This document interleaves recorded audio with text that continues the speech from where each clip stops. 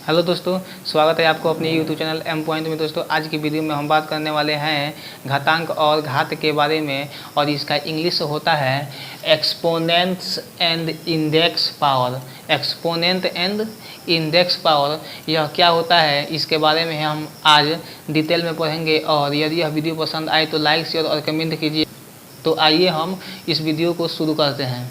सबसे पहले exponent and index power के बारे में जानते हैं, यानी घातांक और घात के बारे में हम लोग थोड़ा समझ लेते हैं। जैसे कोई भी संख्या दिया हुआ है, जैसे हम मान लेते हैं कि एक पूर्णांक संख्या दिया हुआ है और इसके पावर में और इसके घात में हम m लगाए हुए हैं, यानी हम कहेंगे कि ये जो संख्या दिया हुआ है ये संख्या है और इसका पावर m है। तो इसको यदि हम अलग अलग करके पढ़ेंगे तो इसको कहेंगे ये जो है यह आधार है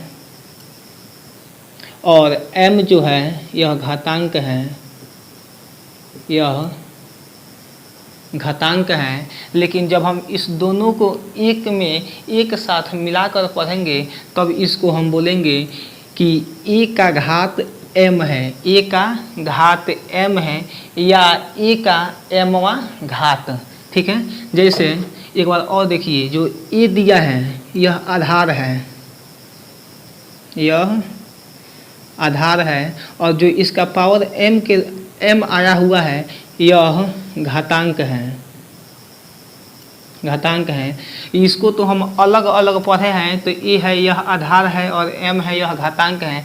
लेकिन जब इस दोनों को हम a के पावर m पढ़ेंगे, इसको जब हम इंग्लिश में पढ़ेंगे तो बोलेंगे a का पावर m, a का पावर m, यानी एक है इसका घात m है, a का घात m है। अब तो a का पावर m के रूप में हम इसको समझे हैं, लेकिन अब इसको संख्या पर इसको देखेंगे 2 का पावर 2। ठीक है, यानी जो 2 है इसका घात 2 है, 2 का घात 2 है। तो घात का मतलब यही होता है, घात का मतलब यही होता है कि जो इसका आधार होता है इसको उतना बार गुणा करना। यानी जैसे यहाँ दिया हुआ है कि 2 का पावर 2, तो यह दर्शाता है, यह दर्शाता है कि जो 2 है और इसका पावर जो 2 आया हुआ है इसको 2 बार गुणा करना। ठीक है, जैसे ये 2 दिया है और इसका घात कितना है 2 है, तो यह बता रहा है कि इस 2 को 2 बार गुणा कीजिए। ठीक है, तो 2 गुणे 2 इक्वल टू, अब इसको जब गुणा कर दिए तो 2 दूनी 4 हो गया। क्योंकि हम जानते हैं जब इसको फिर इस फॉर्म में लेकर आएंगे, इस 2 गुणे 2 को जब इस रूप में आएंगे तो हम जानते हैं कि एक सूत्र होता है a का पावर m गुणे a के पावर n इक्वल टू होता है a का पावर m प्लस n। ठीक है, इस सूत्र का मतलब यह हुआ कि जब दोनों संख्या का आधार सेम होता है तो उसका जो घात होता है, जो ऊपर का जो घात होता है उसको हम आपस में जोड़ देते हैं। इसको हम आगे बताएंगे, पहले सिर्फ इतना जानना है कि घातांक और घात के बारे में जानना है। ठीक है, तो कहने का मतलब यह हुआ कि जो यह 2 दिया हुआ है, ठीक है, यह सिंपल में क्या है 2 है, लेकिन जैसे ही इसका पावर हम 3 लगा दिए, ठीक है, तो अब हम कहेंगे कि 2 का पावर 3 हो गया, 2 का पावर 3 है। इसका मतलब यह हुआ कि जो यह 2 दिया हुआ है उसको 3 बार गुणा करना, 3 बार गुणा करना, 3 टाइम मल्टीप्लिकेशन करना है, यानी 2 गुणे 2। ठीक है, उसी प्रकार यदि यहाँ पर 4 दिया हुआ है, ठीक है,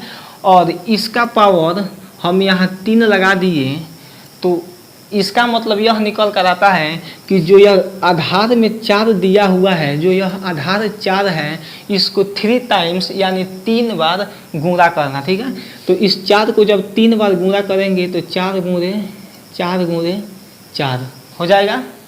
तो अब इसको गुणा करेंगे तो 4 चौके 16 और 16 चौके 64, तो यह कितना हो जाएगा 64।